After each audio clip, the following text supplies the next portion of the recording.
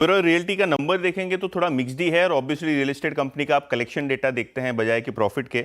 हालांकि प्रॉफिट की बात करें तो 45% आपको नीचे गिरता हुआ नजर पड़ा है, 433 करोड़ के आसपास, तो 45% का डिप आपको दिखेगा। रेवेन्यू भी, क्योंकि लास्ट ईयर सेम क्वार्टर एक पीक क्वार्टर था, तो आपको 13% की टॉप लाइन में भी डिक्लाइन देखने को मिल रही है, और मार्जिन पे भी आपको असर देखने को मिल रहा है। लगभग 7% नीचे है मार्जिन साल दर साल बेसिस पे, 53% के आसपास। कलेक्शंस भी स्लो हुए हैं कंपनी के, और जो लग्जरी मार्केट है उसमें कंपनी को लगता है कि नंबर्स जो हैं वो आगे जाके जुड़ेंगे। तो कहीं ना कहीं उनको होप है कि इनके जो लग्जरी प्रोजेक्ट्स हैं यहाँ अच्छा खासा सेल्स होता हुआ नजर पड़ेगा।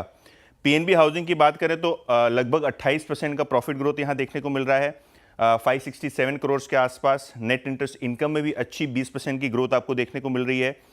5 रुपये का डिविडेंड, और रिटेल के लोन एसेट्स लगभग 18% बढ़ते हुए आपको नजर पड़े हैं पीएनबी हाउसिंग फाइनेंस पे। तो स्टेबल नंबर्स हैं पीएनबी हाउसिंग फाइनेंस के, और एसेट क्वालिटी भी स्टेबल है। ऑब्वियसली मैनेजमेंट कमेंट्री जो रहेगी अफोर्डेबल और इमर्जिंग मार्केट्स को लेके, इसके ऊपर काफ़ी ओवरऑल निर्भर रहेगा स्टॉक का डायरेक्शन।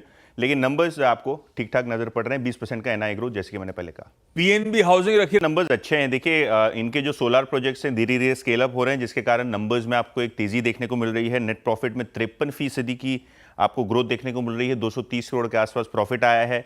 रेवेन्यूज में भी 31% का ग्रोथ। एबिटा एब्सोल्यूट बेसिस पे 30% बढ़ा है, और मार्जिन्स में भी आपको लगभग 600 बेसिस पॉइंट्स का सुधार होते हुए नजर पड़ा है, क्योंकि ऑपरेटिंग लेवरेज कहीं ना कहीं एक बेनिफिट दे रहा है। तो ओवरऑल अदानी जो ग्रीन के नतीजे हैं वो थोड़े एक्सपेक्टेशन से बेहतर हैं। हालांकि अदानी टोटल गैस के जो नंबर्स है सिक्वेंशियली आपको ग्रो होते हुए दिखाई पड़ेंगे काफ़ी एग्रेसिवली। नेट प्रॉफिट में लगभग 9% का ग्रोथ है सिक्वेंशियल बेसिस पे, क्योंकि गैस कंपनी है तो वॉल्यूम्स पिकअप हो रहे हैं यहाँ। रेवेन्यू में 4% का ग्रोथ देखने को मिल रहा है। एबिटा, जहाँ की दूसरी गैस कंपनी जो पाइप गैस सप्लाई करती है, यहाँ हमने एबिटा पे एक एक्सपेंशन देखा है। यहाँ कोई बड़ा एक्सपेंशन नहीं हुआ है, लेकिन हाँ लगभग 1% से एबिटा बढ़ता हुआ नजर पड़ा है, और मार्जिन लगभग 20% पे कंपनी ने मेंटेन किए हैं। ओवरऑल जो सिटी गैस डिस्ट्रीब्यूशन के वॉल्यूम्स हैं वो आपको ठीक ही ठाक नजर पड़ रहे हैं, और कंपनी ने Q4 में 42 नए सीएनजी स्टेशन जोड़े हैं, जो आगे जाके वॉल्यूम ग्रोथ को हेल्प करेंगे FY26 में। देखिए आरबीआई की जो लिक्विडिटी सौगात है वो कंटिन्यूड है। मई के महीने भी जो है आरबीआई ने 1.25 लाख करोड़ के ओएमओ का अनाउंसमेंट कर दिया है। कहीं ना कहीं ये जो ओपन मार्केट ऑपरेशन है उसके जरिए आरबीआई लिक्विडिटी इंजेक्ट करेगी, और कहीं ना कहीं जो कंटिन्यूस बेसिस पे मार्च के महीने से हम देख रहे हैं, उसके बाद अप्रैल में भी एक सक्सेसफुल ओएमओ देखा हमने। उसके बाद 1.25 लाख करोड़ का ये ओएमओ आरबीआई ने अनाउंस किया है। 4 चरणों में यानी 4 फेजेस में ये आपको ओएमओ होता हुआ दिखाई देगा 6 से 19 मई के बीच में। और सबसे बड़ा जो ओपन मार्केट ऑपरेशन है जो ट्रेजरी खरीदेगी आरबीआई, वो 6 मई को 50,000 करोड़ रुपए की, और जो बचे हुए 3 फेजेज हैं उसमें 25-25 हज़ार करोड़ रुपए की ओएमओ आरबीआई जो है ऑक्शन करेगी। तो क्लियरली एक 1.25 लाख करोड़ का बाजार में एक लिक्विडिटी का माहौल बनेगा। ओएमओ टिपिकली जो है पीएसयू बैंक्स के लिए पॉजिटिव माना जाता है, तो ये पूरा जो पीएसयू पैक है उसको रखेंगे रेडार पे। ओके, मिड कैप आईटी कंपनियों की बात करते हैं। First source solution CC revenue growth 2% आया है क्वार्टर ऑन क्वार्टर बेसिस पे, और FY26 का जो सीसी रेवेन्यू ग्रोथ है फर्स्ट सोर्स के लिए, इनका गाइडेंस है 12 से 15% ग्रोथ का साल दर साल बेसिस पे।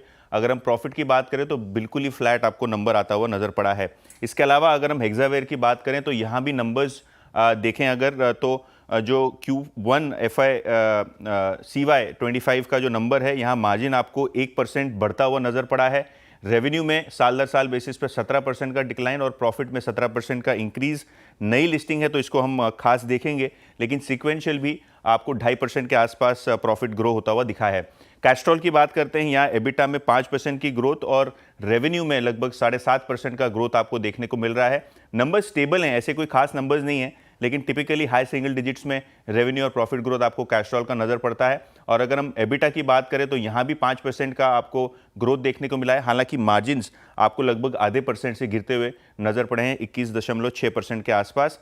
और ऑब्वियसली अगर हम दूसरे स्टॉक्स एंड न्यूज़ की बात करें तो जो निपॉन एएमसी है यहाँ भी नतीजे काफ़ी अच्छे आए। इनफैक्ट काफ़ी सारी ब्रोकरेज रिपोर्ट्स भी यहाँ आपको पॉजिटिव साइड पे आती हुई नजर पड़ी है। 22% का रेवेन्यू ग्रोथ देखने को मिल रहा है, हालांकि 10% आपको प्रॉफिट गिरता हुआ नजर पड़ रहा है। लेकिन जो स्प्रेड्स है निपॉन लाइफ के और जो आने वाले क्वार्टर्स का गाइडेंस है, यहाँ मैनेजमेंट कॉन्फिडेंट है कि अच्छी ग्रोथ होगी। और एबिटा की अगर हम बात करें तो यहाँ 26% का ग्रोथ देखने को मिला है, क्योंकि ऑपरेटिंग लेवरेज काफ़ी शानदार रहा है निपॉन लाइफ के लिए। बढ़िया।